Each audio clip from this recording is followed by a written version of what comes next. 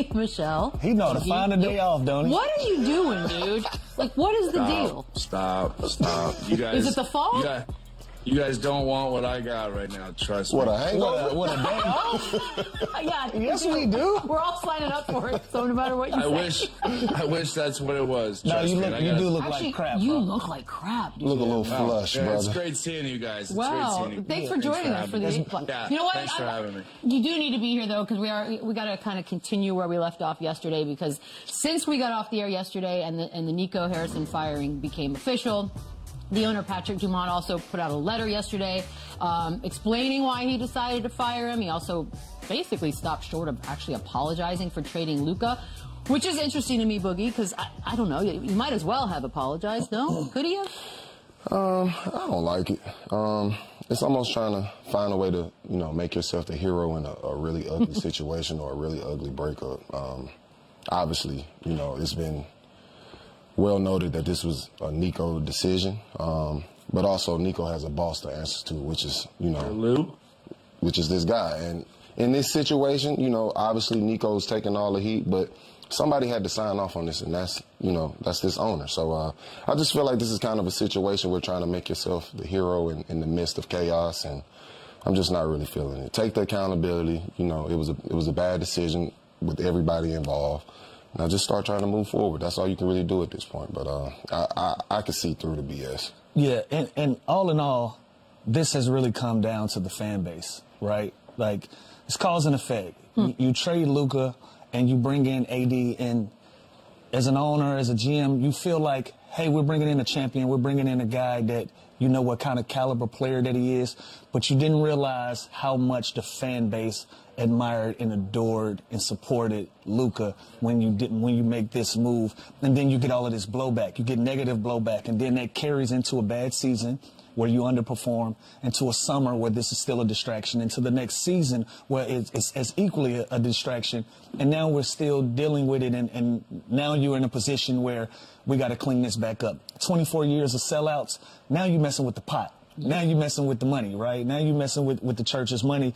And so obviously when that starts to be affected, you got to clean up some of these things. And so I understand where the owner is coming from. You have a fan base that's been loyal. They've obviously been supportive in 24 years of ups and downs and championship runs and talent and different things of that nature. And then you have that run come to an end, and you're still dealing with criticism from the outside. You're still dealing with fire Nico chants. You're still dealing with a fan base that's disgruntled and unhappy. Something needed to be done. And so, you fire Nico, and then you bring out a letter to the fans, and you fall short of apologizing. No, finish the deal. Right, might as well. Yeah, finish the deal. Apologize to the fans and say, you know what? We flubbed this one. Yeah. And we can move on, and we can build back again together as an organization, as a state, and as a city, and as a fan base. And I think that was important for him to do that. But I also think it was important don't write us a letter. Stand in the front line like everybody else. Stand in the front line like Nico had to stand in the front line. Absolutely. Go stand on stage like Jason Kidd had to stay on stage. Listen, go out there. If you're you're the boss, you're in charge, and you're writing a letter to the fans, put your face out there as well. So the letter is a step. I still feel like they could have did a little bit more, but all in all, this is the start of a healing process for the Dallas Mavericks. I just don't understand how this is where he can kind of avoid the situation of accountability. At the end of the day, you own this team, you write the checks, you have the final say so. So now when you see the reaction, all of a sudden it's almost like it's giving like, I never really wanted to do this. This was all Nico's fault. Yeah, it does. Well, you're the owner of this team. You write the checks. Like, at the end of the day, we could sit here and say the GM made the decisions. The GM has somebody to answer to. So I just can't sit here and ignore or act like he didn't have or play a part in this decision. This is like trying to put a Band-Aid over a gunshot wound. Well, you don't I just want to can't take agree full blame. Chandler, he would have been awesome if the letter was just like, man, we really screwed this up, and that's my bad, and we'll figure something out. But he stopped short of that. Why? And this situation is unique, first of all, because Patrick Dumont and this family, they don't know much about basketball right now. They have a lot of money. They know a lot about money and business and casinos. So when they brought in Nico Harrison, they fully put their trust into him, and they let him kind of do what he thought was best for the team. So, yes, did they know about this Luka trade? Did Jason Kidd know about this Luka trade? Was everybody at the end of the day on board with this trade? Yes, that's where I think Nico went wrong. Because if I'm the GM of the Mavs and this trade's brought to me, I'm asking you what drugs you are on because you are high, and I would never approve or agree to this trade as the general manager. Whether you want to put me now as the scapegoat or not, he had the opportunity to say, guys, what are we doing? This guy is 25 years old. Anthony Davis is 7 years older, kind of out of his prime, always banged up. We get it. I love him defensively. I love him when he's on the floor. But this is a huge, huge mistake doing this. That's what Nico could have done. And as far as the letter, I think agree or not to agree with it, I think it had to happen. I think when you have such a fan base that's so frustrated, that's now not going to games, that's booing your team, that's booing your GM, to the point where it's a little dramatic, but the safety of Nico and his kids having security at schools, when it's getting to that magnitude, something has to change. So I do like the apology because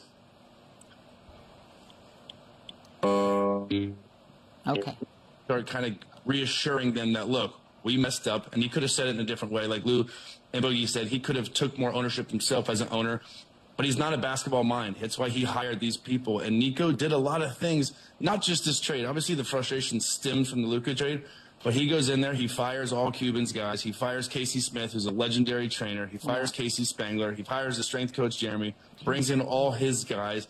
He botches the Jalen Brunson situation, lets him walk for nothing. He trades Quentin Grimes for Caleb Martin, which was horrific. And then he does this Luka trade, which, again, that's their baby. That's their pride and joy of everything in Dallas. And you trade them in the middle of the night in secrecy, which they'll never forgive and they'll never get over. So I think something had to happen. I don't think Nico's a bad guy. I think he made some mistakes, but also things could have been handled a lot differently. And I just think the apology is the first step for this kind of healing process of this fan base to get over it and to support the team the rest of this season. Something like this had to happen. Chandler, but I know you're familiar with this scenario and you have a lot of relationships over there.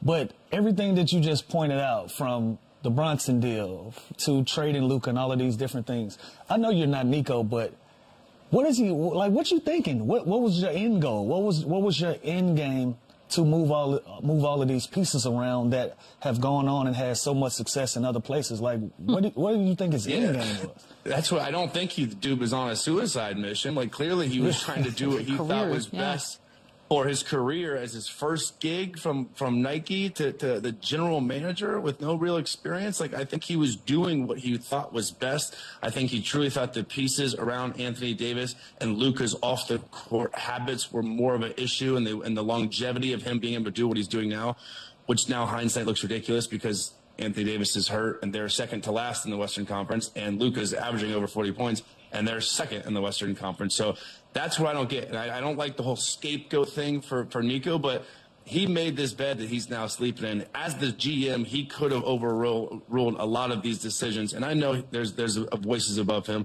but that voice knows nothing about basketball and put his full trust in Nico. And he swung for the fences and struck out. So I think something like this has to happen. But it's a great question, Luke, because we're all basketball guys. And those three moves I just said, none of us would agree, right? If you were in that war room. Dude, I feel awful. No, the moves, not you. Well, also you, but yeah. If we were in that Dallas Mavericks war room during that trade, would any of us stepped up and be like, guys, it's a bad trade? Yeah, like, for sure. But no one did. But see, I think that's my issue. Like, Jason Kidd's there too, and we can get to that now if we want to, because it was alluded to by Sham, shout out, that Kidd was aligned with Nico on the trade. So, okay, let's throw the owner out, doesn't know what he's doing, he's a money guy, right? Nico's job, his entire job, is to construct a team that can go out and start to win championships. And Kidd is, according to Shams, right there with him when this move is made. If that is true, what do we make of that? And is his future long now with Dallas? Well, I'll say for me, and like Chandler said, we're all basketball guys, right? And publicly, something may be going on. And behind the scenes, you know the person's character. You know their work ethic. You know how they go about business. I have zero knowledge of what Luka is behind closed doors. But sometimes when you see these scenarios, they know something we don't know, or it's something going on that they may not agree with, as a staff that's going on that we don't know. However, if you're asking me if I'm in that boardroom and just from a fan's point of view, and we're talking about trading Luka, and I don't have any information, and I don't know what his habits are and all of that stuff that they tried to make a big deal out of at the beginning of this whole ordeal, I'm gonna sit there and yes, I would say something like, "Y'all sure? Like we just got to the promised land with this same guy. Why are we going somewhere else to look for it? Like the grass ain't greener all the time." And as you can see, you go from a finals team to a team that was fighting to even sniff a play-in. You know what I mean? Like a lot changes when you deal a guy away like that. And when you do that and you don't get the results that you want, there's plenty of blame to go around. And Chandler just said it. You're talking about a guy that's at the top that aren't basketball people, they're money people. So when you put these type of responsibilities in basketball people's hands, either they pan out or they don't. And if they don't, somebody has to be blamed. And so, you know, that's what we're looking at. It's a mess from top to bottom. Yeah. Is he if you're a betting man, you think J. Kidd survives this? Do you think he gets the year? Like, what do you think happens now? Because the year is not going to be great. I think he survives the season. I think they go with an interim in the meantime, and they wait till the summer, and then they hire someone with real experience. I've already heard the name Dennis Lindsey, who's done a great job in Utah, and now he's in Detroit. It's kind of build that franchise back up. Kind of hear that name already being thrown around. I said yesterday, I think the first thing they should do is hire Dirk Nowitzki. He is the most loved icon in Dallas. He clearly has separated himself from the entire franchise since the hiring of Nico, or since the move of Luka. He's been all on the side of the fans and was frustrated with that move. I think you bring in a guy like that, not even as the GM. Dirk's not a GM. He is just some sort of role, some sort of opportunity where he can get in front of the crowd. He can go to games. He can kind of have that vibe of Dirk where they remember the 2011 championship run, and that would kind of be the first step to me to kind of getting this fan base back for you. So, again, I think Jason Kidd, at the end of the day, he's a basketball coach. He's technically not to have an opinion or say on moves like this. It's kind of above his pay grade. No doubt in my mind, I think he was in those meetings. No doubt in my mind, I think he knew about this trade. But at the end of the day, he's the head basketball coach, and this is above his pay grade. So I think he gets a little bit of grace moving forward, but I wouldn't be surprised if it's just full-blown, fire sale come this summertime.